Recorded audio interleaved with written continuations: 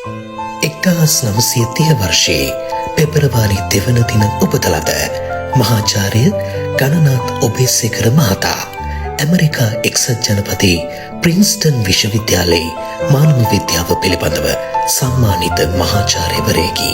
එතුමන් ශ්‍රී ලංකාවේ බුදුදහම ජනවාර්ගික අර්බුදය වැනි විෂයන් කෙරෙහි බලපෑම් සහගත අධ්‍යයන සිදු කළ මානව හිතවාදී විද්‍යාඥයෙකු වශයෙන්ද දුටුගැමුණුගේ හෘද සාක්ෂිය සහ පත් ඇදහිල්ල ඔහු විසින් කරන ලද බොහෝ දෙනාගේ අවධානය දිනාගත් ශාස්ත්‍රීය අධ්‍යයනයන් වේ. මහාචාර්ය ගණනාත් ඔබේසේකරයන් විසින් කලකට පෙර තිබූ කුඩා ශාස්ත්‍රීය ලෝකය ඔබ අප අද දකින ශාස්ත්‍රීය ලෝකය දක්වා පුළුල් කරන්නට ඉමහත් වෙහෙසක්ගත් විද්‍යාඥයෙකි. අප අතරින් නික්ම ගිය සම්මානිත මහාචාර්ය ගණනාත් ඔබේසේකරයන්ට අප අපගේ සාදේශීය සංවේගය පළ කර සිටින්නෙමු.